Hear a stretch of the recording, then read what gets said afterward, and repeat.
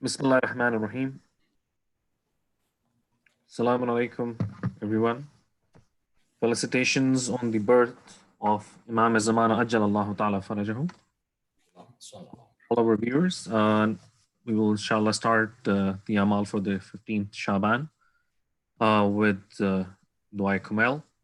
And I will request Brother Sayyid Ghalambur to start with the recitation of Holy Quran. By Muhammad wa ali Muhammad salawat. اللهم صل على محمد وآل محمد وعجل فرجهم. أعوذ بالله من الشيطان الرجيم.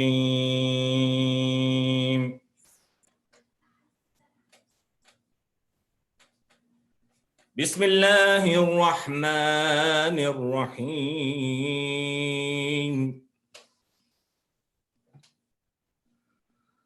سبح اسم ربك الأعلى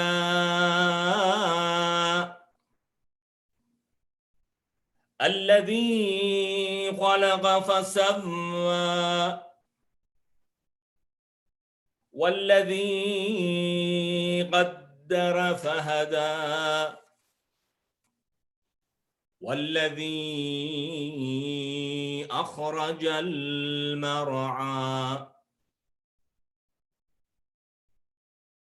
فجعله غثاء أحوى سنقرئك فلا تنسى إلا ما شاء الله إنه يعلم الجهر وما يخفى ونيسرك لليسرى فذكر إن نفعت الذكرى سيذكر من يخشى ويتجنبها الأشقى الذي يصلى النار الكبرى ثم لا يموت فيها ولا يحيا قد أفلح من تزكى وذكر اسم ربه فصلى بل تؤثرون الحياة الدنيا والآخرة خير وأبقى إن هذا لفي الصحف الأولى صحف إبراهيم وموسى صدق الله العلي العظيم.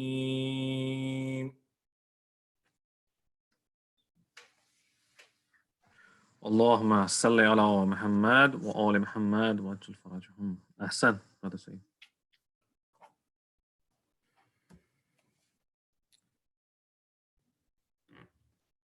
اللهم صل على محمد وآل محمد وعجل فرجهم.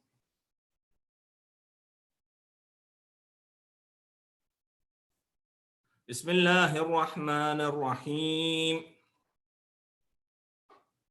اللهم إني أسألك برحمتك التي وسعت كل شيء وبقوتك التي قهرت بها كل شيء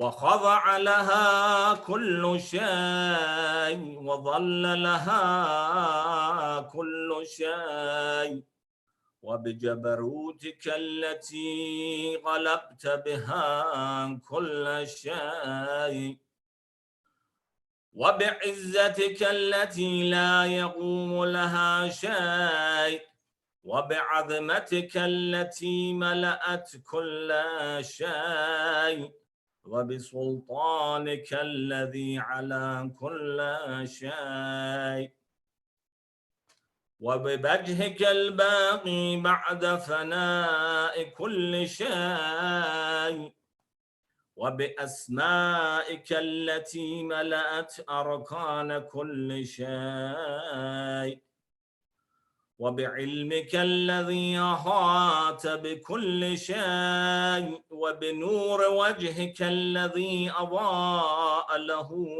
كل شيء. يا نور يا قدوس، يا نور يا قدوس، يا نور يا قدوس، يا أول الأولين ويا آخر الآخرين. اللهم اغفر لي الذنوب التي تهتك العسام، اللهم اغفر لي الذنوب التي تنزل النقم، اللهم اغفر لي الذنوب التي تغير النعم، اللهم اغفر لي الذنوب التي تحبس الدعاء، اللهم اغفر لي الذنوب التي تنزل البلاء يا الله. اللهم اغفر لي كل ذنب أذنبت وكل خطيئة أخطأتها. اللهم إني أتقرب إليك بذكرك واستشفع بك إلى نفسك، وأسألك بجودك أن تدنيني من قربك، وأن توزعني شكرك، وأن تلهمني ذكرك. اللهم إني أسألك سؤال خاضع متذلل خاشع، أن تسامحني وترحمني وتجعلني بقسمك راضيا قانعا، وفي جميع الأحوال متواضعا. اللهم وأسألك سؤال من اشتدت فاقته وأنزل بك عند الشدائد هاجته، وعظم فيما عندك رقبته. اللهم عظم سلطانك وعلى مكانك وخفي مكرك وظهر أمرك وغلب قهرك وجرت قدرتك، ولا يمكن الفرار من حكومتك. اللهم لا أجد لذنوبي غافرا، ولا لقبائه ساطرا، ولا لشيء من عملي القبيح بالحسن مبدلا غيرك. لا إله إلا أنت سبحانك وبحمدك. ظلمت نفسي، ظلمت نفسي، ظلمت نفسي، وتجرأت بجهلي وسكنت إلى قديم ذكرك لي ومنك علي. اللهم مولاي كم من قبيح سترته، وكم من فاده من البلاء أقلته، وكم من عثار وقيت، وكم من مكروه دفعته، وكم من ثناء جميل لست أهلا له نشرته. اللهم عظم بلائي وأفرط بي سوء حالي، وقصرت بي أعمالي وقعدت بي أقلالي وحبسني عن نفعي بعد أملي وخدأتني الدنيا بقرورها ونفسي بجنايتها ومثالي يا سيدي فأسألك بعزتك أن لا يحجب عنك دعائي سوء عملي وفعالي ولا تفزحني بخفي ما اطلعت عليه من سري ولا تعاجلني بالعقوبة على ما عملته في خلواتي من سوء فعلي وإساءتي ودوام تفريطي وجهالتي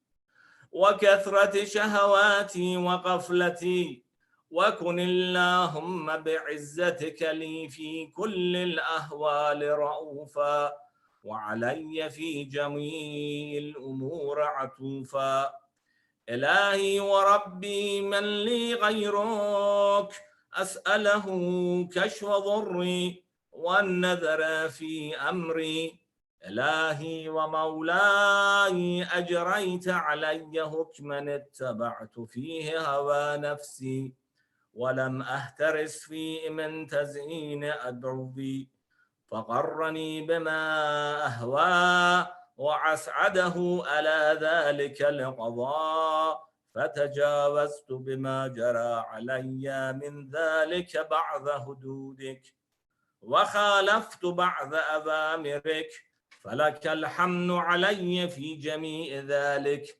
ولا هجة لي فيما جرى علي فيه قضاؤك وألزمني حكمك وبلاؤك وقد أتيتك يا إلهي بعد تقصيري وإسرافي على نفسي معتذرا نادما منكسرا مستغيلا مستغفرا منيبا مقرا مذعنا معترفا لا أجد مفرا مما كان مني ولا مفزعا أتوجه إليه في أمري غير قبولك عذري وإدخالك إياي في سعة رحمتك اللهم فاقبل عذري وارحم شدة ضري وفكني من شد وثاقي يا رب ارحم ضعفا بدني يا رب ارحم ضعفا بدني يا رب ارحم ضعفا بدني ورقة جلدي ودقة عظمي يا من بدأ خلقي وذكري وتربيتي وبري وتقضيتي أبني لابتداء كرمك وسالف برك بي يا إلهي وصيدي وربي أتراك معذبي بنارك بعد توحيدك وبعد ما انتوى عليه قلبي من معرفتك ولهج به لساني من ذكرك واعتقده ضميري من حبك وبعد صدق اعترافي ودعائي خاضعا لربوبيتك هيهات أنت أكرم من أن تضيع من ربيته أو تبعد من أدنيت أو تشرد من آويته أو تسلم إلى البلاء من كفيته ورحمته وليت شعري يا سيدي وإلهي ومولاي أتسلط النار على وجوه خرت لعظمتك ساجدا وعلى ألسن نطقت بتوحيدك صادقة وبشكرك مادحة وعلى قلوب اعترفت بإلهيتك محققة وعلى ضمائر هوت من العلم بك حتى صارت خاشعة، وعلى جوارح سعت إلى أوطان تعبدك طاععا، وأشارت باستغفارك مذعنة. ما هكذا الظن بك، ولا أخبرنا بفضلك عنك. يا كريم يا رب، يا كريم يا رب، يا كريم يا رب. وأنت تعلم ضعفي عن قليل من بلاء الدنيا وعقوباتها، وما يجري فيها من المكاره على أهلها، على أن ذلك بلاء ومكروه، قليل مكثوه، يسير بغاء، قصير مدته. فكيف احتمالي لبلاء الآخرة وجليل وقوع المكاره فيها، وهو بلاء تطول مدته ويدوم مقامه، ولا يخفف عن أهله، لأنه لا يكون إلا عن غضبك وانتقامك وسخطك، وهذا ما لا تقوم له السماوات والأرض. يا سيدي، فكيف لي وأنا عبدك الضعيف الذليل الهقير المسكين المستكين. يا إلهي وربي وسيدي ومولاي، لأي الأمور إليك أشكو، ولما منها أضج وأبكي، لأليم العذاب وشدته أم لطول البلاء ومدته؟ فلئن صيرتني للعقوبات مع أعدائك، وجمعت بيني وبين أهل بلائك، وفرقت بيني وبين أحبائك وأوليائك، فهبني يا إلهي وسيدي ومولاي وربي، صبرت على عذابك، فكيف أصبر على فراقك؟ وهبني صبرت على هر نارك، فكيف أصبر عن النذر إلى كرامتك؟ أم كيف أسكن في النار ورجائي عفوك؟ فبعزتك يا سيدي ومولاي أقسم صادقا، لئن تركتني ناطقا لأضجن إليك بين أهلها ضجيج الآملين، ولأصرخن إليك صراخ المستصرخين، ولأبكين عليك بكاء الفاقدين، ولأنادينك أين كنت يا ولي المؤمنين، يا غاية آمال العارفين، يا غياث المستغيثين، يا غياث المستغيثين، يا غياث المستغيثين، يا حبيب قلوب الصادقين، ويا إله العالمين. أفتراك سبحانك يا إلهي وبحمدك تسمع فيها صوت عبد مسلم سجن فيها بمخالفته، وذاق طعم عذابها بمعصيته، وهبس بين أطباقها بجرمه وجريرته، وهو يضج إليك ضجيج معمل لرحمتك، ويناديك بلسان أهل توحيدك، ويتوسل إليك بربوبيتك. يا مولاي، فكيف يبقى في العذاب وهو يرجو ما سلف من حلمك؟ أم كيف تؤلمه النار وهو يأمل فضلك ورحمتك؟ أم كيف يهرقه لهيبها وأنت تسمع صوته وترى مكانه؟ أم كيف يشتمل عليه ظفيرها وأنت تعلم زعفه؟ أم كيف يتغلغل بين أتباغها وأنت تعلم صدقه؟ أم كيف تزجره زبانيتها وهو يناديك يا رب؟ أم كيف يرجو فضلك في إتقه منها فتتركه فيها؟ هيهات، ما ذلك الظن بك ولا المعروف من فضلك ولا مشبه لما عملت به الموحدين من برك وإحسانك، فباليقين أقطع لولا ما هكمت به من تعظيم جاهديك وغذيت به من إخلاد معانديك لجعلت النار كلها بردا وسلاما، وما كان لأحد فيها مغرا ولا مقاما، لكنك تقدست أسماؤك أقسمت أن تملأها من الكافرين من الجنة والناس أجمعين،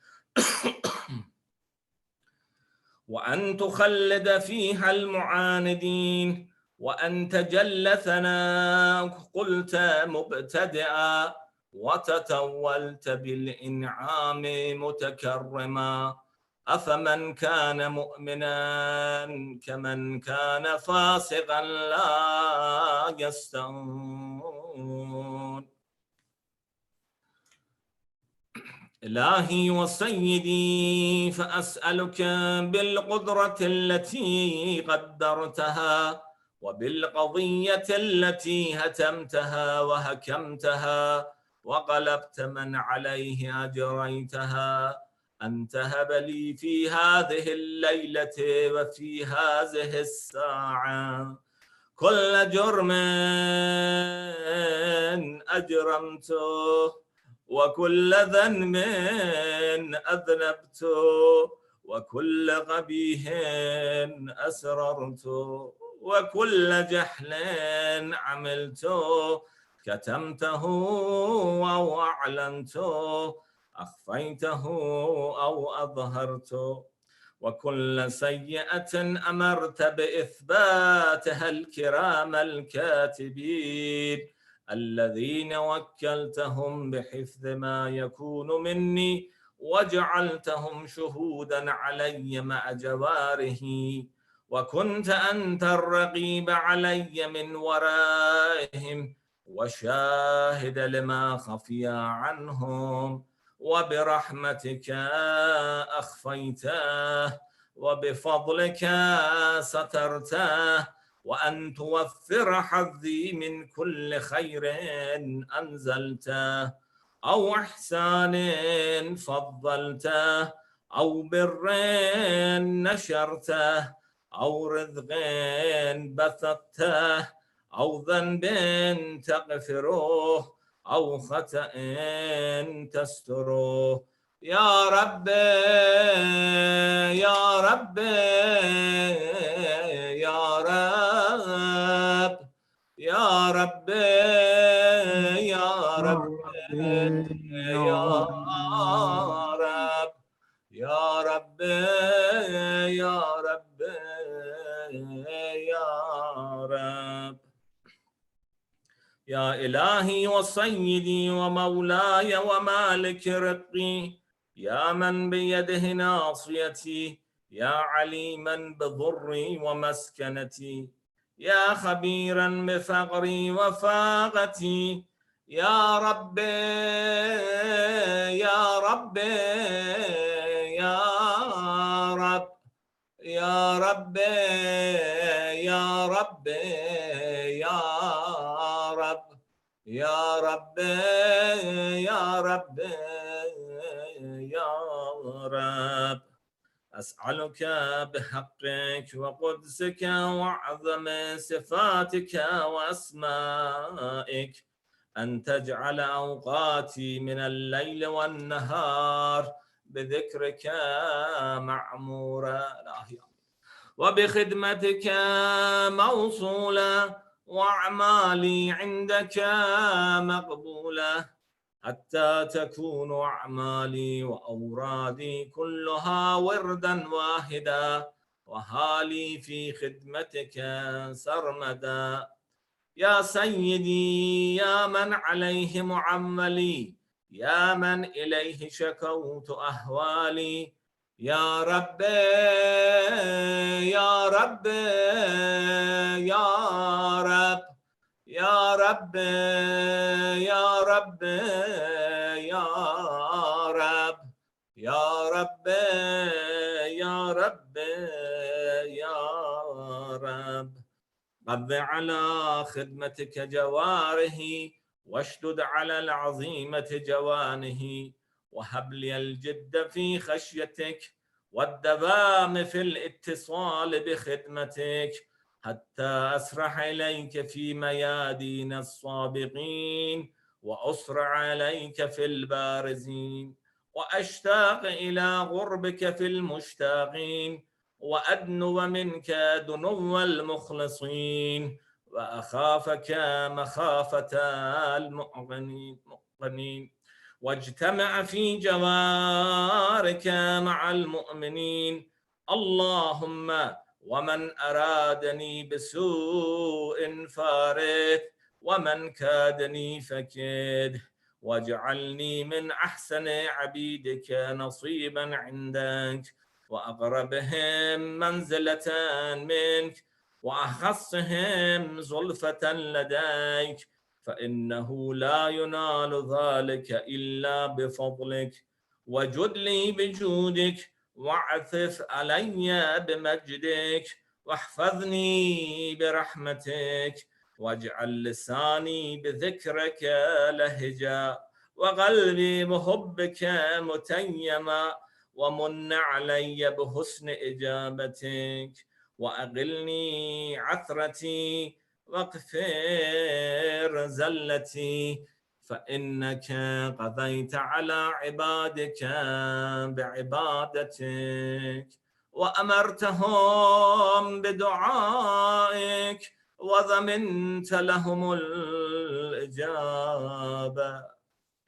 فإليك يا رب نسبت وجهي وإليك يا رب مددت يدي فبعزتك استجب لي دعائي وبلغني مناي ولا تقطع من فضلك رجائي ولا تقطع من فضلك رجائي ولا تقطع من فضلك رجائي واكفني شر الجن والإنس من أعدائي. يا صريع الرضا يا صريع الرضا يا صريع الرضا اغفر لمن لا يملك إلا الدعاء فإنك فعال لما تشاء. يا من اسمه دواء وذكره شفاء وطاعته قنا ارحم من رأس ماله الرجاء وسلاحه البكاء. يا سابق النعم يا دافع النقام يا نور المستوحشين في الظلام يا عالما لا يعلم صل على محمد وآل محمد وافعل بما أنت أهله. وصلى الله على رسوله والأئمة الميامين من آله وسلم تسليما كثيرا كثيرا.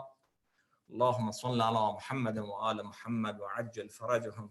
Inshallah, everybody, today the best recitation is dua for faraj of our Maulana Sahib al-Asr wal-Zaman.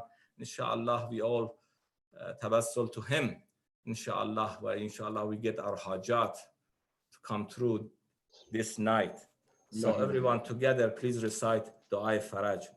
Bismillah ar-Rahman ar-Rahim. Allahumma قلنا لوليك الحجة ابن الحسن صلواتك عليه وعلى آبائه في هذه الساعة وفي كل الساعة وليا وحافظا وقاعدا وناصرا ودليلا وعينا حتى تسكنه أرضك طوعا وتمتعه فيها طويلا برحمتك يا أرحم الراحمين. اللهم صل على محمد وآل محمد. فرجهم أحسن. Brother Sayyid.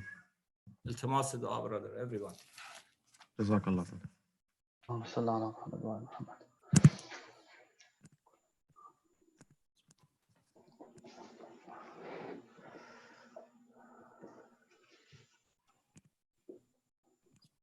Bismillah ar-Rahman ar-Rahim.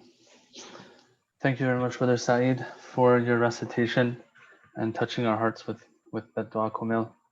That was one of the Amaal of tonight, dua kumil.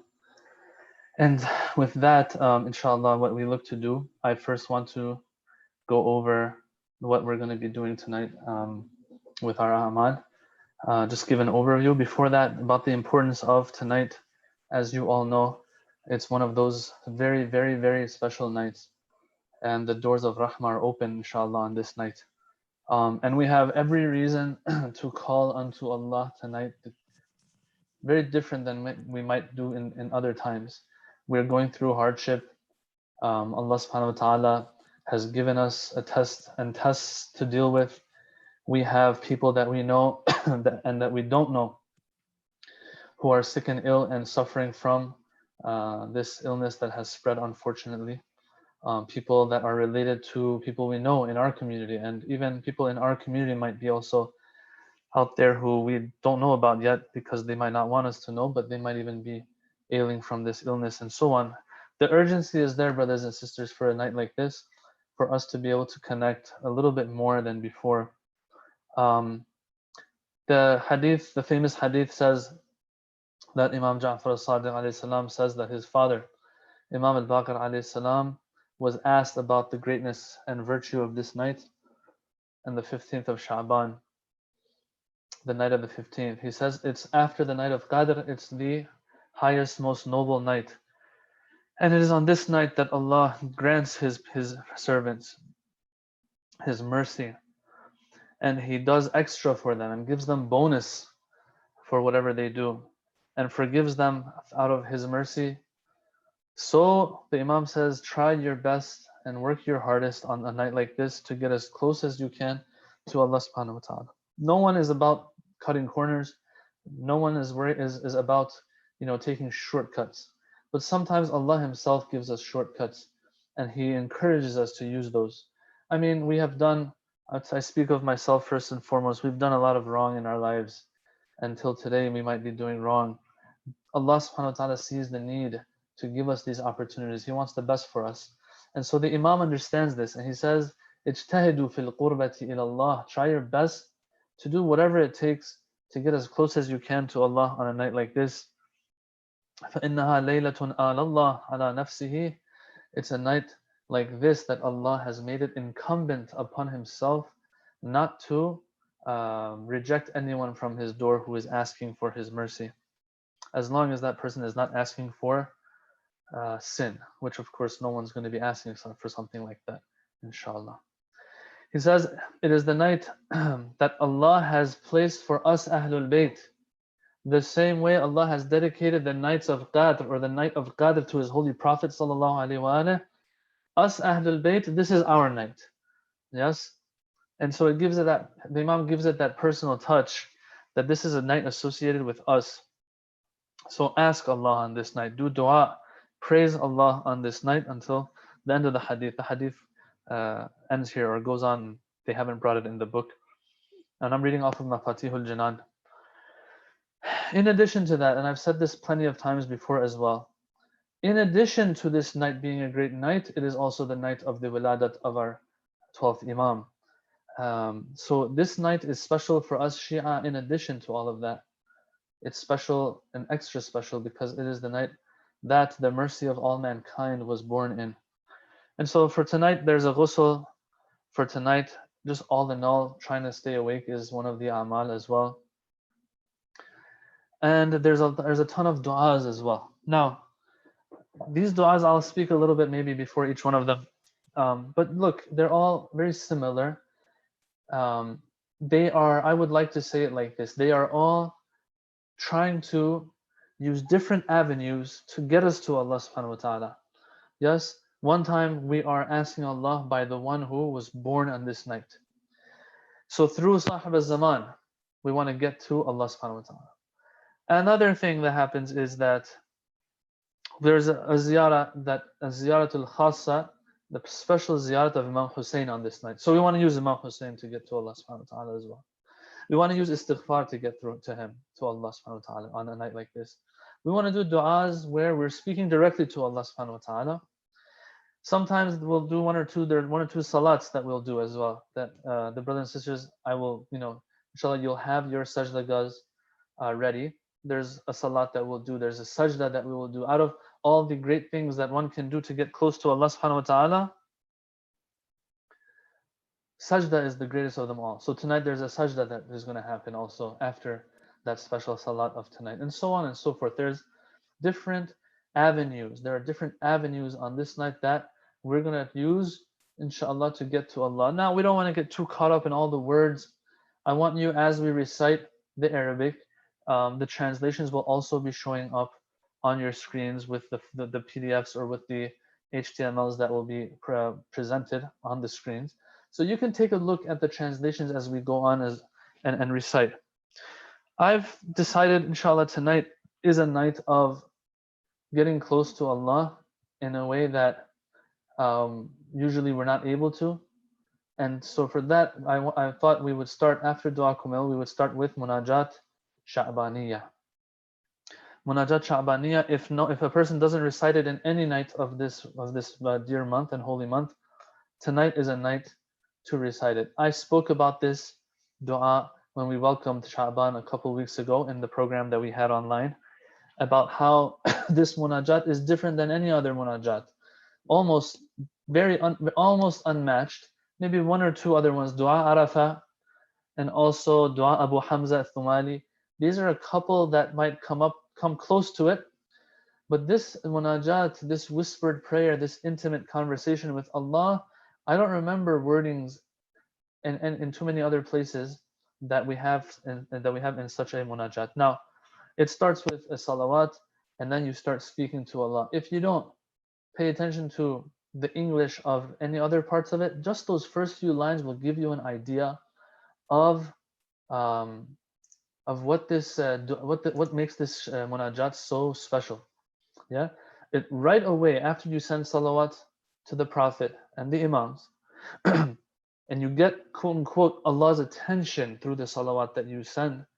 Allah loves the Ahlul Bayt so much, loves the Holy Prophet sallallahu alaihi wasallam so much, that when you start your dua with that, it's as if you've gotten Allah's attention.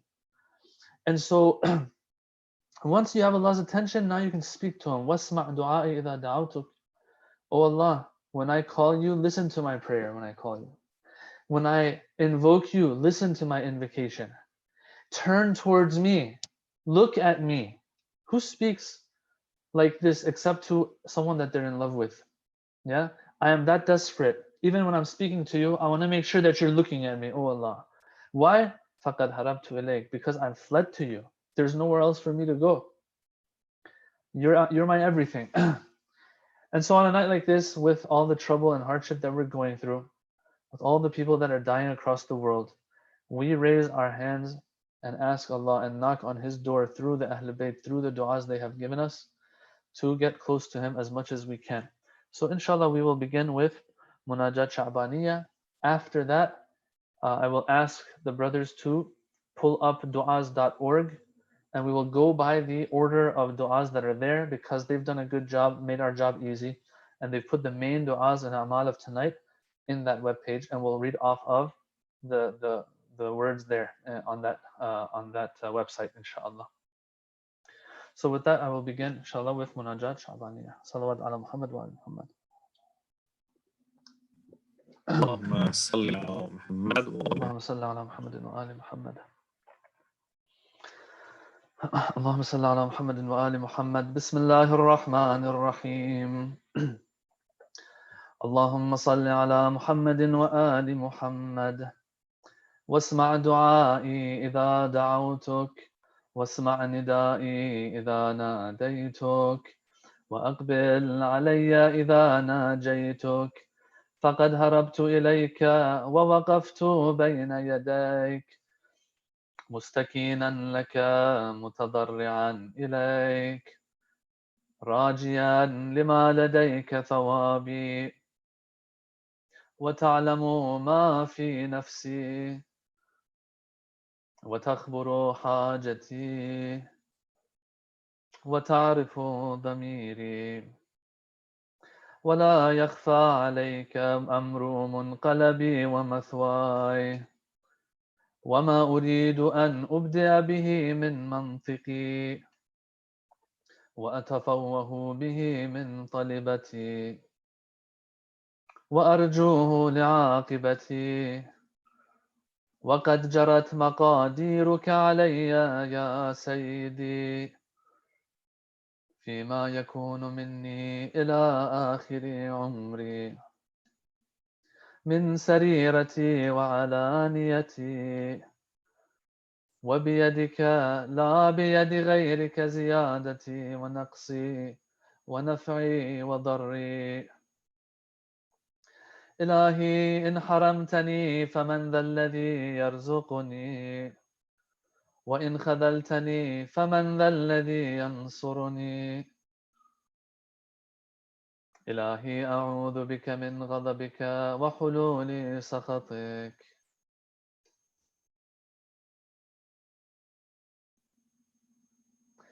إلهي إن كنت غير مستأهل لرحمتك، فأنت أهل أن تجود علي بفضل سعتك. إلهي كأني بنفسي واقفة بين يديك، وقد أظلها حسن توكلي عليك، فقلت ما أنت أهله وتغمدتني بعفوك. إلهي إن عفوت فمن أولى منك بذلك، وإن كان قد دنا أجلي ولم يدنني منك عملي، فقد جعلت الإقرار بالذنب إليك وسيلتي. إلهي قد جرت على نفسي في النظر لها، فلها الويل إن لم تغفر لها. إلهي لم يزال برك علي أيام حياتي، فلا تقطع برك عني في مماتي. إلهي كيف آيس من حسن نظرك لي بعد مماتي، وأنت لم تولني إلا الجميل في حياتي. إلهي تول من أمري ما أنت أهله، وعد علي بفضلك على مذنب قد غمره جهله.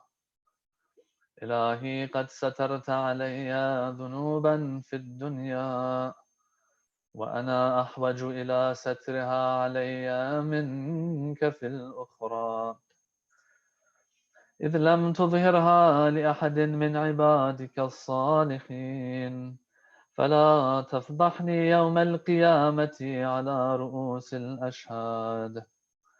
إلهي جودك بسط أملي، وعفوك أفضل من عملي. إلهي فسرني بلقائك يوم تقضي فيه بين عبادك. إلهي اعتذاري إليك اعتذار من لم يستغن عن قبول عذره، فاقبل عذري يا أكرم من اعتذر إليه المسيئون. إلهي لا ترد حاجتي، ولا تخيب طمعي، ولا تقطع منك رجائي وأملي. إلهي لو أردت هواني لم تهدني، ولو أردت فضيحتي لم تعافني. إلهي ما أظنك تردني في حاجة قد أفنيت عمري في طلبها منك. إلهي فلك الحمد أبدا أبدا دائما سرمدا، يزيد ولا يبيد كما تحب وترضى. إلهي إن أخذتني بجرمي أخذتك بعفوك، وإن أخذتني بذنوبي أخذتك بمغفرتك، وإن أدخلتني النار أعلمت أهلها أني أحبك. إلهي إن كان صغر في جنبي طاعتك عملي، فقد كبر في جنبي رجائك أملي. إلهي كيف أنقلب من عندك بالخيبة محروما، وقد كان حسن ظني بجودك أن تقلبني بالنجاة مرحوما. إلهي وقد أفنيت عمري في شرة السهو عنك، وأبليت شبابي في سكرة التباعد منك. إلهي فلم أستيقظ أيام اغتراري بك وركوني إلى سبيل سخطك. إلهي وأنا عبدك وابن عبدك قائم بين يديك متوسل بكرمك إليك. إلهي أنا عبد أتنصل إليك مما كنت أواجهك به من قلة استحيائي من نظرك، وأطلب العفو منك إذ العفو نعت لكرمك. إلهي لم يكن لي حول فأنتقل به عن معصيتك إلا في وقت أيقظتني لمحبتك، وكما أردت أن أكون كنت، فشكرتك بإدخالي في كرمك ولتطهير قلبي من أوساخ الغفلة عنك.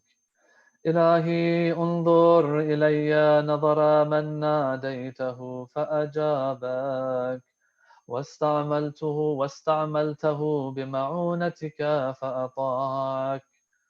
يا قريبا لا يبعد عن المغتر به، ويا جوادا لا يبخل عمن رجا ثوابه.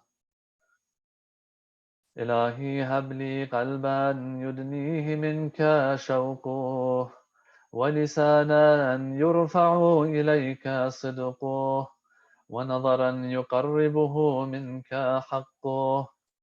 إلهي من تعرف بك غير مجهول، ومن لاذ بك غير مخذول، ومن أقبلت عليه غير مملول.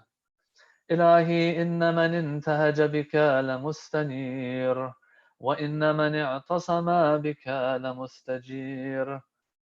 وقد لذت بك يا إلهي، فلا تخيب ظني من رحمتك، ولا تحجبني عن رأفتك. إلهي أقمني في أهل ولايتك مقام من رجا الزيادة من محبتك. إلهي وألهمني ولها بذكرك إلى ذكرك، وهمتي في روح نجاح أسمائك ومحل قدسك.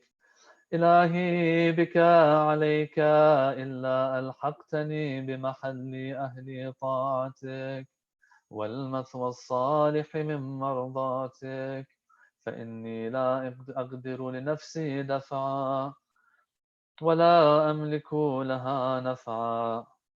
إلهي أنا عبدك الضعيف المذنب ومملوكك المنيب، فلا تجعلني ممن صرفت عنه وجهك وحجبه سهوه عن عفوك. إلهي هب لي كمال الانقطاع إليك وأنر أبصار قلوبنا بضياء نظرها إليك حتى تخرق أبصار القلوب حجب النور فتصل إلى معدن العظمة وتصير أرواحنا معلقة بعز قدسك. إلهي اجعلني ممن ناديته فأجابك ولاحظته فصعق لجلالك فناجيته سرا وعمل لك جهرا. إلهي لم أسلط على حسن ظني قنوط الأياس ولا انقطع رجائي من جميل كرمك. إلهي إن كانت الخطايا قد أسقطتني لديك فاصفح عني بحسن توكلي عليك. إلهي إن حطتني الذنوب من مكارم لطفك فقد نبهني اليقين إلى كرم عطفك.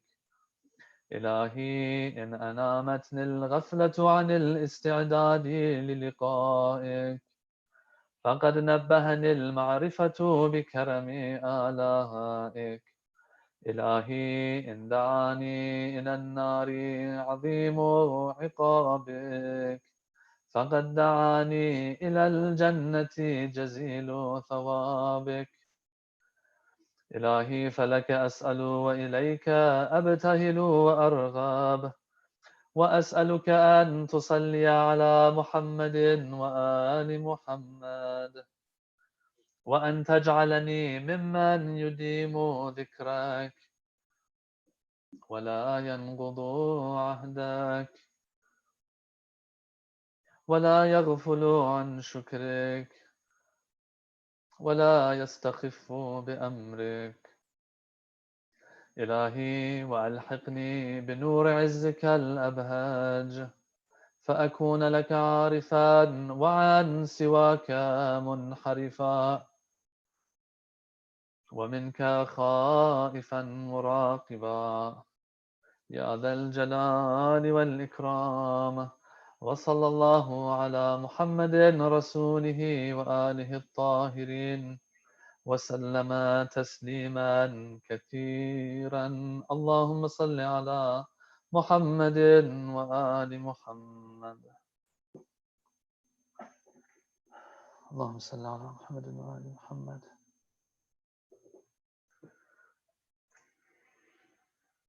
Okay, inshallah, Allah accepts. There's some good in others controlling the slides than me. It goes a little slower, so I'm forced to read slower. So, inshallah, the brothers and sisters are able to keep up. Okay, if we can, inshallah, the brothers in charge, if you can pull up duas.org and share that.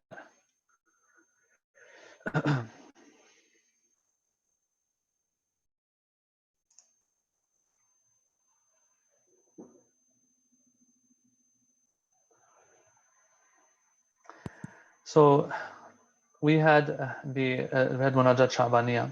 Now we're going to go in order here. We've done dua kumil as well. So this dua to welcome the birth of Imam Mahdi alayhi salam, I don't know why they call it that, because I guess it starts with this line that, that by the right of the one who was born in this night and your hujjah and the one that you have promised. Brothers and sisters, I want us to remember that we are living in a beautiful time. We have to understand this. Okay? Now, it's a bad comparison, but I'm going to make the comparison just to make a point, okay? We are living in a time of ghaibah. Imams have told us in their hadiths, they've told us that the time of ghaibah, in the time of ghaibah, ibadah is worth a lot more than the times of hudur of the Imams and the presence of the Imam. We have to understand it's hardship, but we're blessed to be in a time like this.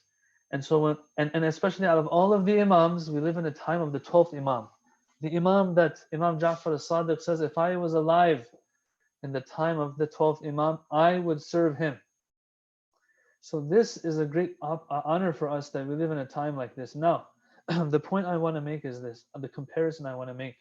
Although there's a very, very big difference between the two, just because we live in hard times of ghaiba doesn't mean that it's not good. The example I want to give you is Karbala and Ashura. On Ashura, the people that lived in that time next to Imam Husayn were breathing next to him. It was a hard time. It was a time of bala and tragedy. But at the same exact time, that's exactly where they want to be. They don't want to be anywhere else in any other time. And so for us, just reading these lines, that, oh Allah, by the right of the one who was born on a night like this, by the right of the night itself that we're in right now, and the one who was born in it. So two great things. And your hujjah, and the one that you have vowed. Yes, we might never see our Imam, but we lived in these times. These times are valuable times. Everything we do in them are valuable as well. And so a dua like this reminds us of that. But they call it the dua of welcoming Sahib al-Zaman. It's not about that actually. What it is that you are asking by the right of all of these blessed things that Allah makes us one of His followers, one of His companions, one of His helpers and aids. That's what this dua is. So by the right of that Imam, we're asking for great, great things. And so inshallah we'll begin this dua. اللهم صل على محمد وآل محمد. بسم الله الرحمن الرحيم. اللهم بحق ليلتنا هذه ومولودها وحجتك وموعودها التي قرنت إلى فضلها فضلا فتمت كلمتك صدقا وعدلا لا مبدل لكلماتك ولا معقب لآياتك نورك المتألق وضياؤك المشرق والعلم النور في طخياء الديجور الغائب المستور جل مولده وكرم محتدوه والملائكة شهدوه والله ناصره ومؤيده إذا آن ميعاده والملائكة أمداده سيف الله الذي لا ينبو ونوره الذي لا يخبو وذو الحلم الذي لا يصبو مدار الدهر ونواميس العصر وولاة الأمر والمنزل عليهم ما يتنزل في ليلة القدر وأصحاب الحشر والنشر تراجمة وحيه وولاة أمره ونهيه اللهم فصل على خاتمهم وقائمهم المستور عن عوالمهم اللهم وأدرك بنا أيامه وظهوره وقيامه واجعلنا من أنصاره واقرن ثأرنا بثأره واكتبنا في أعوانه وخلصائه وأحينا في دولته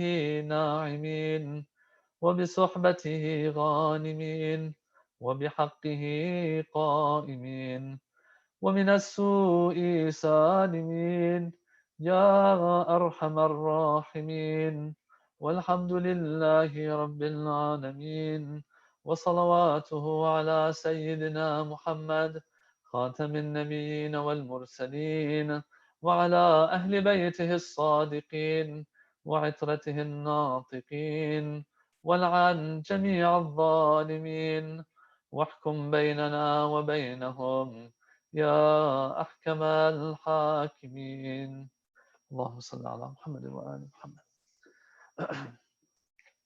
Yeah. So in that dua we're asking for to experience his dhuhur, to see him, to be his aid, to stand for him. All the good things one can ask for when it comes to Sahib al-Zaman alayhi salam.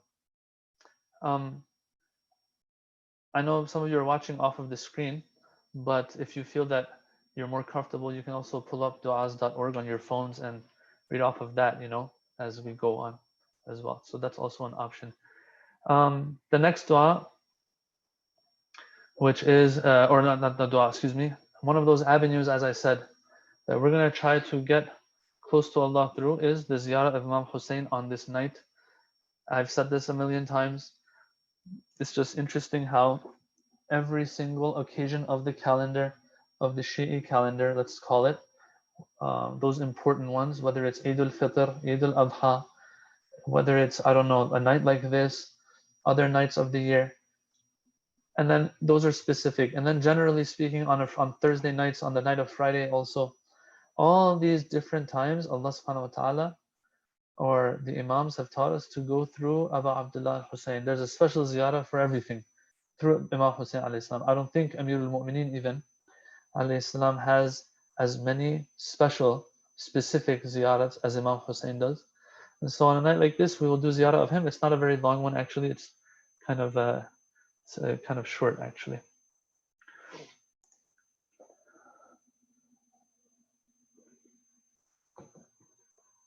And I want us to just pay attention to that first line, Assalamu alayka ayyuhal abdu salihuz zaki, the righteous servant of and pure servant of Allah. That is the goal right there, brothers and sisters. That is what we're shooting for. That I obey Allah when it comes to every aspect of my life and keep Allah happy. That's all that matters. The rest Allah will take care of, inshallah. Allahumma salli ala Muhammadin wa ali Muhammad. I want you to take your hearts to Karbala for a second. And on these nights, probably it's empty there too because of this virus. You can have a little more special alone time with Imam Husayn on a night like this, metaphorically speaking. Alhamdulillah al-Ali al-Azim. والسلام عليك أيها العبد الصالح الزكي أودعك شهادة مني لك تقربني إليك في يوم شفاعتك أشهد أنك قتلت ولم تموت بل برجاء حياتك حيت قلوب شيعتك وبضياء نورك اهتدى الطالبون إليك وأشهد أنك نور الله الذي لم يطفأ ولا يطفأ أبدا وأنك وجه الله الذي لم يهلك ولا يهلك أبدا وأشهد أن هذه التربة تربتك وهذا الحرم حرمك وهذا المصرع مصرع بدنك لا ذليل والله معزك ولا مغلوب والله ناصرك هذه شهادة لي عندك إلى يوم قبض روحي بحضرتك والسلام عليكم ورحمة الله وبركاته اللهم صل على محمد وعلى محمد. It says you were killed but you didn't die, O Imam Hussein. The most lively person today is Imam Hussein alayhi salam. All right, let's go to the next dua, inshallah.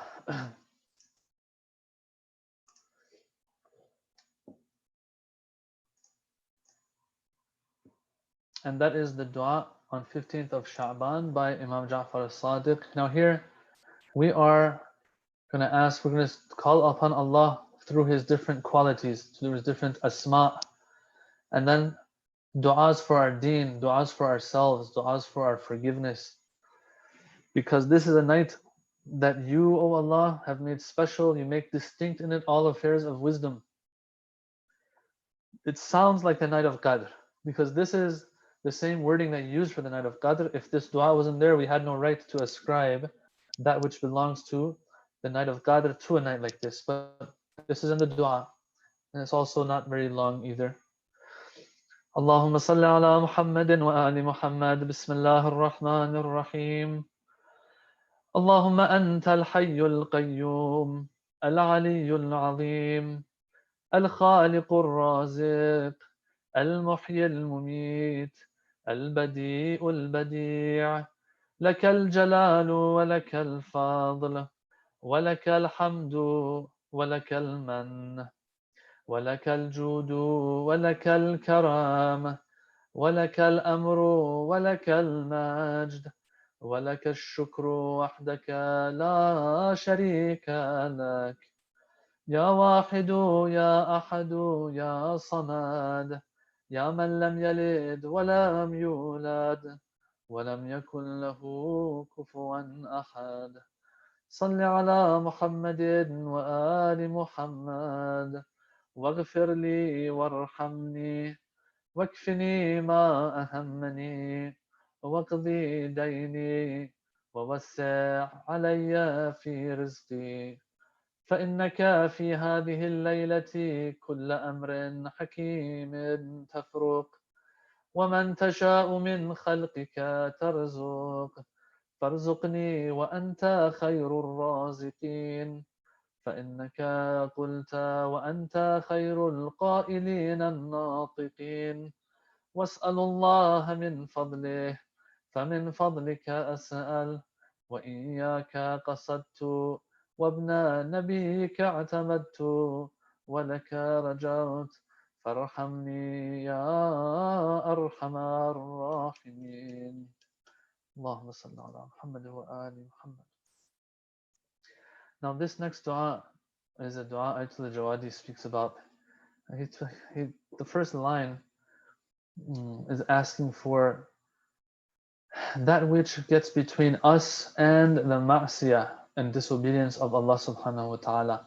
At the end of the day, when someone refrains from sin and obeys Allah in that time of hardship of fighting the nafs, that is something that belongs to Allah. We say la hawla wa la quwwata illa billah. What does that mean? Hawl comes from ha'il. Ha'il means barrier. That which is a barrier between us and sin. And so here, when we ask Allah for that which is yahulu baynana, that means we're asking for Allah's tawfiq. Oh Allah, put your hand in my life, bring yourself into my life, so that in the end, I mean, when things really get tough, you are there for me. Or else, if you leave me to myself, just like Prophet Yusuf said, if you leave me alone, O Allah, asfu ilayhinna wa akum min al-jahilin, I will jump towards your disobedience. I won't look back at all. I will go towards your disobedience. So, O Allah, have mercy on me through not allowing me to sin. That's one. And then we also ask about to Allah to help us with the musibat and tragedies of the dunya as well. And other things that are asked in this dua. It's a very short dua. اللهم صل على محمد وآل محمد بسم الله الرحمن الرحيم اللهم اقسم لنا من خشيتك ما يحول بيننا وبين معصيتك ومن طاعتك ما تبلغنا به رضوانك ومن اليقين ما يهون علينا به مصيبات الدنيا اللهم أمتعنا بأسماعنا وأبصارنا وقوتنا ما أحييتنا واجعله الوارث منا واجعل ثأرنا على من ظلمنا وانصرنا على من عادانا ولا تجعل مصيبتنا في ديننا ولا تجعل الدنيا أكبر همنا ولا مبلغ علمنا ولا تسلط علينا من لا يرحمنا برحمتك يا أرحم الراحمين اللهم صل على محمد وعلى محمد. The end part is beautiful. I wasn't paying attention to the last part of the dua. لا تجعل مصيبتنا في ديننا. Musibah and tragedy is different types. And here, through this dua, the Imams are teaching us that, or the Holy Prophet is teaching us that if out of all the musibah that are out there, they're going to all befall us. Musibah will befall us. We will lose things that we love. We will lose people that we love. And it's easy for me to sit here and say this right now. When the time comes, I might feel the test too. So I'm just, as a brother, humbly saying this. Or else I am not different than anybody else. That the musibah, when it comes, it's going to be hard and it will come. Eventually it will come. But there's one musibah that can be avoided, and that is the musibah in a person's deen and religion and religiosity. That is in our hands. The rest of the musibahs usually are not in our hands. We don't have anything, we have no say. They come towards us whether we like it or not. And so this musibah though is one that can be avoided. How? We need our kids, we need our youth to start reading more, educating themselves more, asking more questions, researching the deen, the Quran, and so on and so forth. Once that happens, we have a shield. That shield will work if someone's holding it. That strong arm of taqwa and putting into practice what we've learned holds that shield up. A shield that's on the ground isn't going to work. So practicing what we've learned, learning, then practice, these two together will be that shield against the hellfire. Yeah? And that's why we need, I don't know how, but we need to get our youth to start learning more about their deen. Or else the musibah of the deen is one that can be avoided, but can also become part of us and our lives. And then we're going to be in trouble because Allah will say, this is one thing you could have avoided, but you didn't. ولا تسلط علينا من لا يرحمنا ولا تجعل الدنيا أكبر همنا ولا مبلغ علمنا. This is also a deep line here, that, oh Allah, the extent of my understanding and knowledge of things, don't let it be just this dunya. Some people, that's everything for them. The dunya, that's all they understand. That's the paradigm that they're in. That's the only variable in their equation. And so all they're trying to do is figure out the numbers somehow to get as much as they can here, because that's how much understanding they have. If a person continues with worship of Allah, obedience of Allah, that mablaghul ilm, yes, that threshold of their knowledge will expand, and they will look beyond this finite, temporal, weak world of ours. Inshallah, Allah gives us that tawfiq by the right of this night.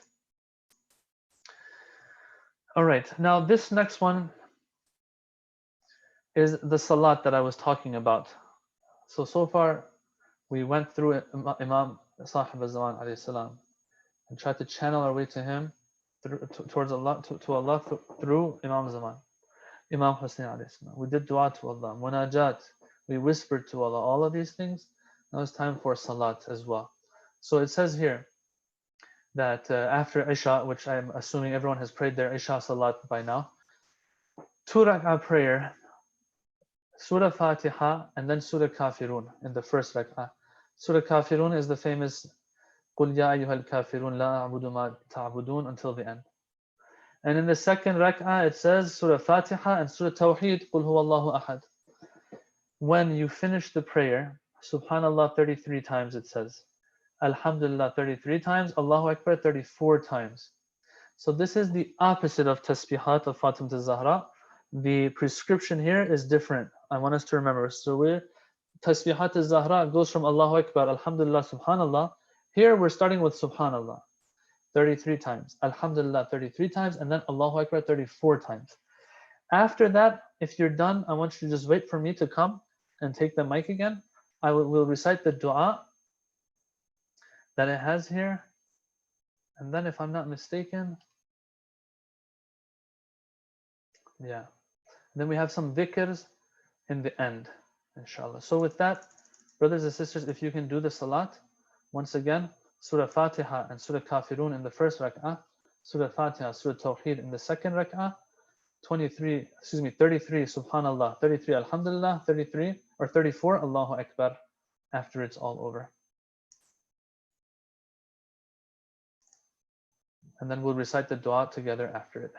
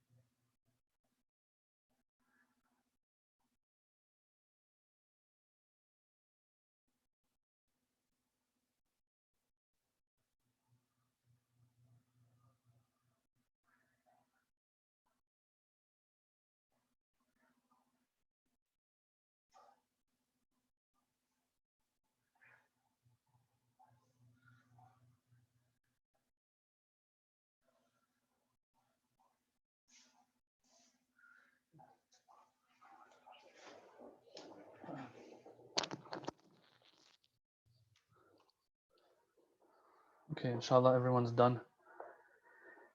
And we will recite the dua together. Bismillah ar-Rahman ar-Rahim.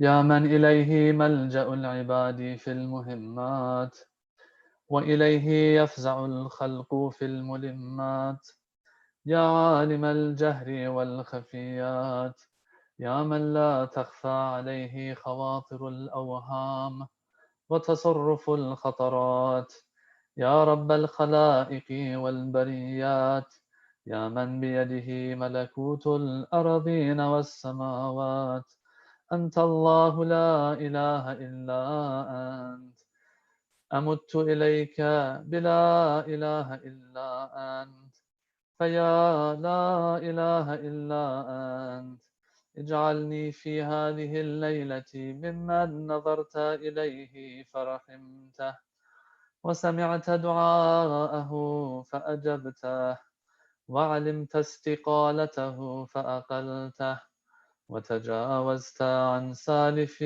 خطيئته وعظيم جريرته فقد استجرت بك من ذنوبي ولجأت إليك في ستر عيوبي اللهم فجد علي بكرمك وفضلك واحطط خطاياي بحلمك وعفوك وتغمدني في هذه الليلة بسابغ كرامتك واجعلني فيها من أوليائك الذين اجتبيتهم لطاعتك واخترتهم لعبادتك وجعلتهم خالصتك وصفوتك اللهم اجعلني ممن سعد جده وتوفر من الخيرات حظه واجعلني ممن سلم فنعم وفاز فغنم واكفني شر ما أسلفت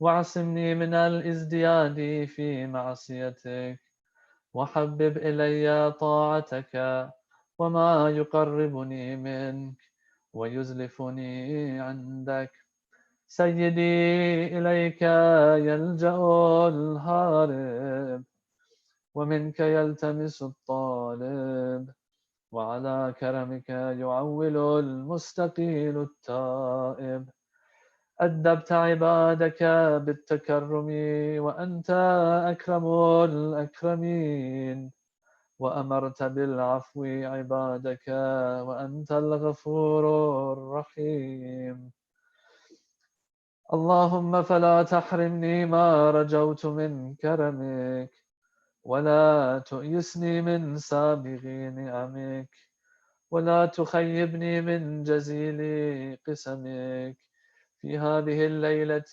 لأهل طاعتك واجعلني في جنة من شرار بريتك رب إن لم أكن من أهل ذلك فأنت أهل الكرم والعفو والمغفرة وجد علي بما أنت أهله لا بما أستحقه فقد حسن ظني بك وتحقق رجائي لك وعلقت نفسي بكرمك فأنت أرحم الراحمين وأكرم الأكرمين اللهم واخصصني من كرمك بجزيل قسمك وأعوذ بعفوك من عقوبتك واغفر لي الذنب الذي يحبس علي الخلق ويضيق علي الرزق حتى أقوم بصالح رضاك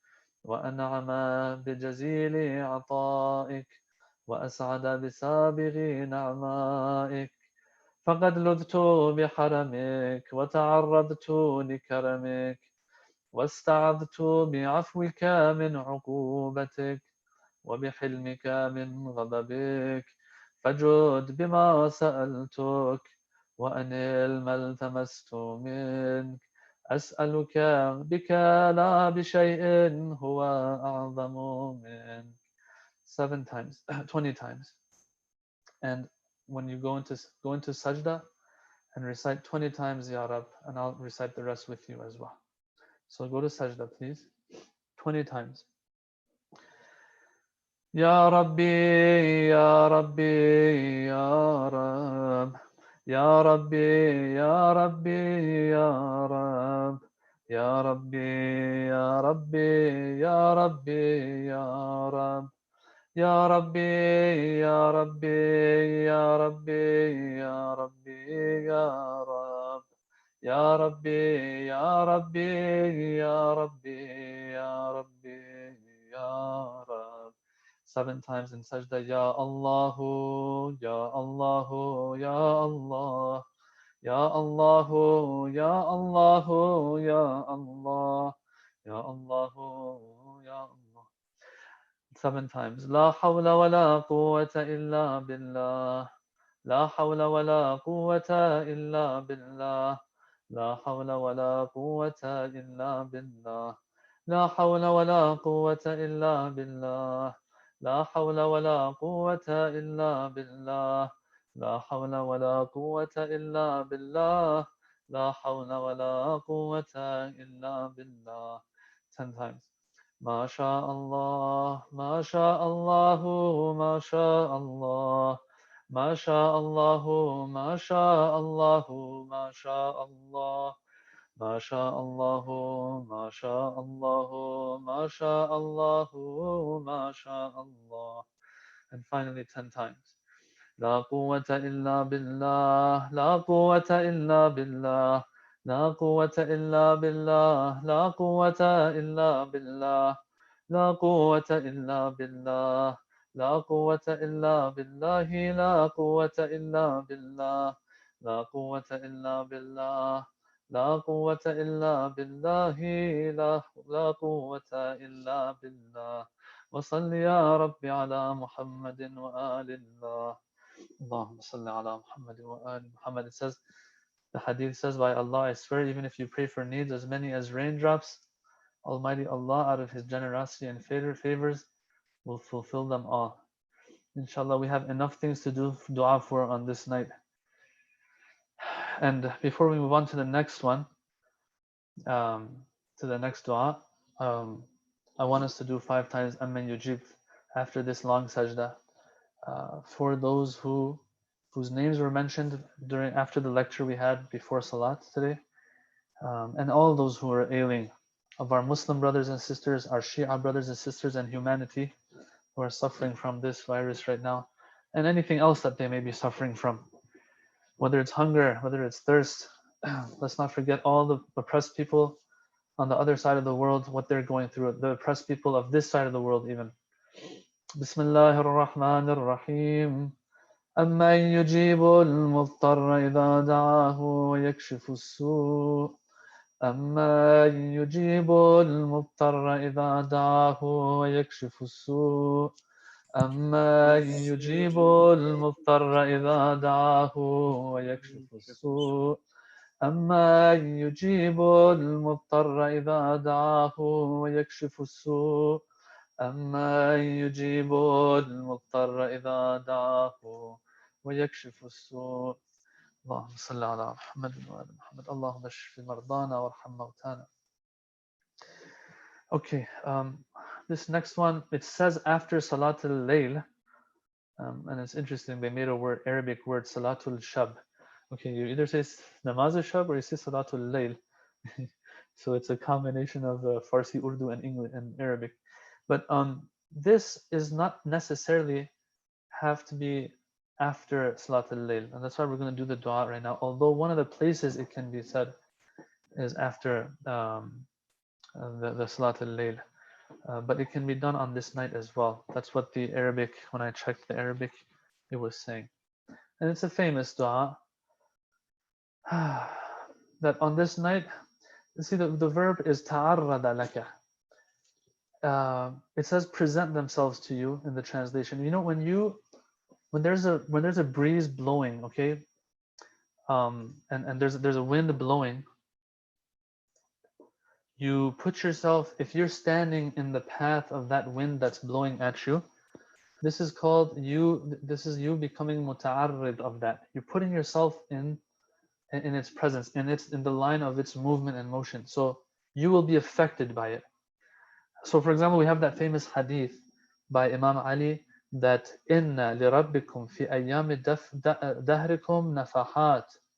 People, that in this lifespan of yours, in the days and nights, your Lord has breezes. Nafahat is like breezes that come your way. He will send your way. Ala fata'arradu laha. Position yourselves such that the wind, as it's blowing by, that breeze of mercy, special grace and mercy, as it blows by, you get hit by that wind and breeze of God. In other words, make the most of those days and nights and opportunities that Allah has put for you um, throughout the year. Now, for sure, 110%, one of those breezes, if not wind and tornado, I want to call it, of mercy of Allah. That's how powerful it is tonight. And so this dua says, on this night, people have done ta'arrud of themselves. They're putting them in front of you. Now here it says presenting themselves to you, but this is what it is. It's like you want to get the most out of something. You go in the middle of it. You let it hit you hard. And so this is that dua. So we'll recite that together.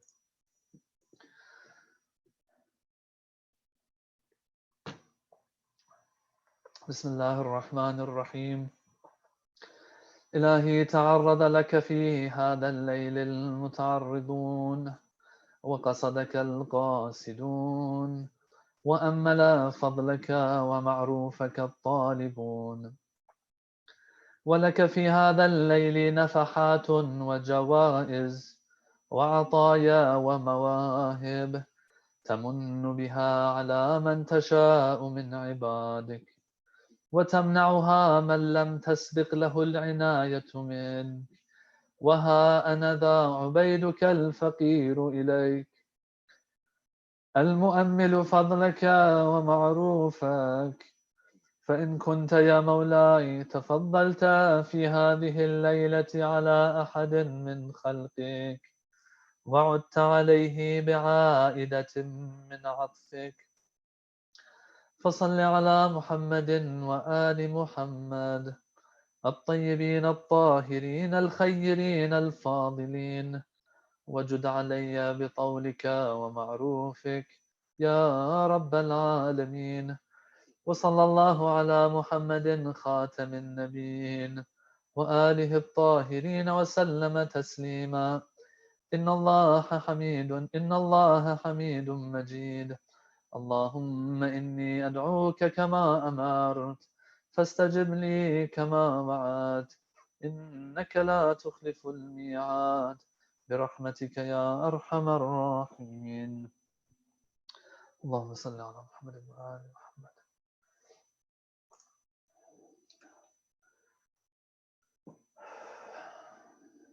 Okay, this is the last thing on our list for tonight. The next one, which is Salat, the one after it, which is Salat by Imam Baqir, Imam Ja'far Sadiq, that's 100 rak'ah, I think of Salat, and it's very long, so that's not for us right now, doing these Amaal online. We're gonna end with this sujood by the Holy Prophet. It's a famous story. You see it in the slide as well. It says that it was the 15th night of Shaban when the Holy Prophet ﷺ was with Aisha, his wife. At midnight, the Holy Prophet left the bed. When Aisha woke up and could not find the Holy Prophet, she kind of, the hadith says, I think it's, or the Fatih says that came into her heart that comes, which is, she's like, what if the Prophet is with another one of his wives? And so she looks for him, and she found him prostrating. Now the Arabic, let me pull it up real quick, is beautiful. If I can find it, well, that's going to be hard to find it right now. Anyway, it says if she found him, but she found him like a piece of cloth on the ground. That's why she had missed him the first time around. She hadn't seen him and missed him because, it says, إذا نظرت إلى رسول الله ساجدا كثوب متلبد بوجه الأرض, that he was like a clothing on the ground, spread out on the ground, if I'm not mistaken. So she came close to him, and she could hear him saying this in his sajda. And then after it's all over, it says, after the Prophet was done with this Amaal, it says, I'm just sharing this with you because it's not in this slide on duas.org. She says, what's going on? The Prophet says, Ta'alamin ayya laylatin hadihi. Do you not know what night this is? This is the night of the 15th of Shaban, the night where the rizq of the people is divided amongst them. And the fates of people are written on a night like this, right? So, and the people who are going to go to Hajj, they're the ones who are decided on the night like this. And there's hope that Allah on this night, that He will forgive people to the amount of hairs on I don't know how many people. So that's a lot of hairs. In other words, many people are forgiven on a night like this. Anyway, so this is a sajda that you're gonna go. I will read slowly, and you will recite with me. I will recite 2 or 3 words, and then you repeat them after me. I won't just go on and on. You can recite right after me. I'll give a little pause so that you can say it as well. I just want us to look at the translation before we go to sajda. My body and my shadow. Well, here it says shadow. My mind, my body, everything about me is prostrating to you, O Allah. My heart is full of faith of you. These are my hands that I have committed sins with and I've hurt myself with. You are the all great. You are the one who everyone has hope in for great things. I've done great sins. Ighfir li al-azim. Ya Azim, every big thing that everyone has hope for comes through you. Forgive the great sins, of course, that I've committed. Because the great sin is only forgiven by the great Lord. Allahu Akbar. And then you seek refuge in Allah from the darkness and afiyah, and you seek refuge in Allah from your health going and the blessings of Allah going. And you ask for Allah for a pure and pious heart, and till the end.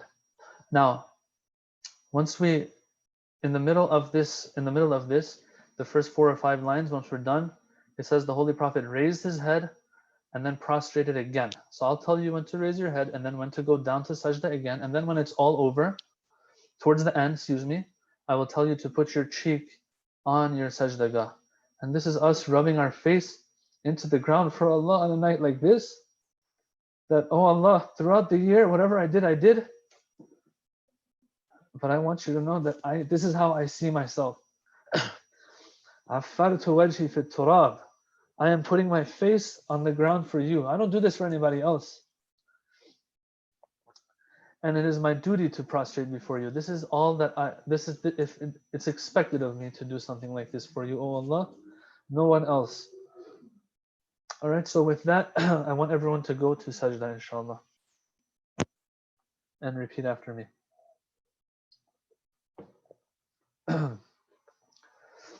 Sajada laka sawadi wa khayali wa amana bika fuadi hadhihi yadaya wa ma janaytuhu ala nafsi ya azimu turja likulli azim اغفر لي العظيم فإنه لا يغفر الذنب العظيم إلا الرب العظيم أعوذ بنور وجهك الذي أضاءت له السماوات والأرضون وانكشفت له الظلمات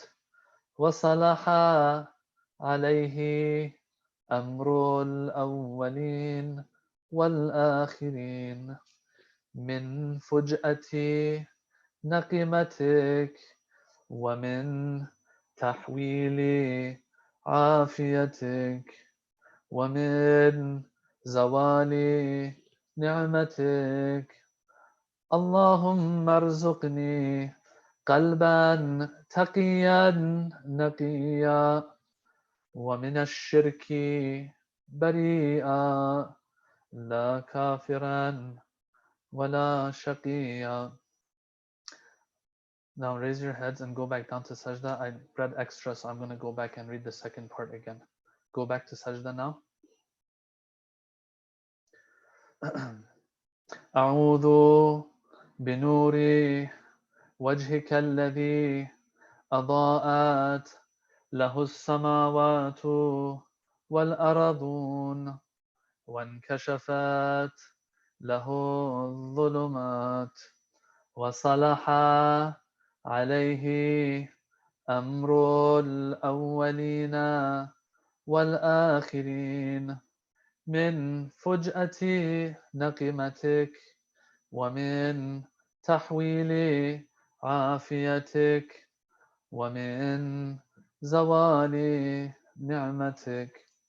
اللهم ارزقني قلبا تقيا نقيا ومن الشرك بريئا لا كافرا ولا شقيا. And put your face on the sand, inshallah. عفرت وجهي في التراب وحق لي أن أسجد لك. وصل يا ربي على محمد وآله محمد. اللهم صل على محمد وآل محمد. Okay, that concludes the A'mal for tonight. Of course, there is also Namaz Ja'far Tayyar for tonight as well, has been mentioned. The 14th A'mal here in Mafatih al-Jinan says that Imam al-Rada alayhi salam said that one of the A'mal of tonight is Salat Ja'far Tayyar. Right here on du'as.org, it explains how this famous salat can be recited as well. Yes.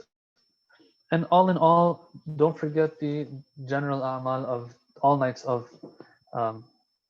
Sha'ban as well. I just want to end with the famous salawat of Sha'ban. I don't know if brothers that are in charge, if you can go back to the main page of du'as.org. It should have, the daily salawat on the Prophet, I think. Yeah. This is also one of the A'mal of tonight. It's not, I don't know why they didn't bring it in the list of A'mal. This one is one of my favorites as well. I also spoke about this a couple of weeks ago when we were welcoming Sha'ban. And there are very, very deep, lofty concepts in this regarding the Ahlul Bayt and how great they are. So yeah, right there, the daily salawat on the Prophet sallallahu alaihi wasallam. After we're done with this, brothers and sisters, I'll let you go. Keep us in your du'as, keep the sick in your du'as. And if we can, if we're staying up a little bit tonight, Salat al-Layl tonight, please. And try to, in sajda, shed a tear or two. And we need to show Allah our desperation. We don't know how long this is going to continue. We don't know how far reaching it's going to be. I've been thinking about this for a while. It's going to be here for a while. Things won't go back to normal for a long time. And this is just a taste of the power of Allah subhanahu wa ta'ala. We seek refuge in Him.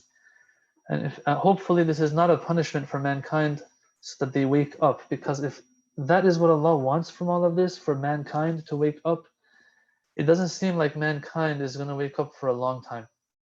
And we might have to deal with something like this for a long time, unless those with the broken hearts reach out to Allah and really shed a tear or two and make that connection and ask Allah for help for all the people in the world.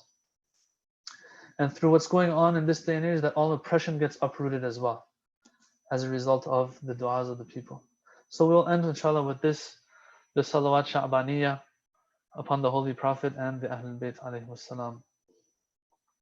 اللهم صل على محمد وآل محمد بسم الله الرحمن الرحيم اللهم صل على محمد وآل محمد شجرة النبوة وموضع الرسالة ومختلف الملائكة ومعدن العلم وأهل بيت الوحي اللهم صل على محمد وآل محمد الفلك الجارية في اللجج الغامرة يأمن من ركبها ويغرق من تركها المتقدم لهم مارق والمتأخر عنهم زاهق واللازم لهم لاحق اللهم صل على محمد وآل محمد الكهف الحصين وغياث المضطر المستكين وملجأ الهاربين وعصمة المعتصمين اللهم صل على محمد وآل محمد صلاة كثيرة تكون لهم رضا ولحق محمد وآل محمد أداء وقضاء بحول منك وقوة يا رب العالمين اللهم صل على محمد وآل محمد الطيبين الأبرار الأخيار الذين أوجبت حقوقهم وفرضت طاعتهم وولايتهم اللهم صل على محمد وآل محمد واعمر قلبي بطاعتك ولا تخزني بمعصيتك وارزقني مواساة من قدرت عليه من رزقك بما وسعت علي من فضلك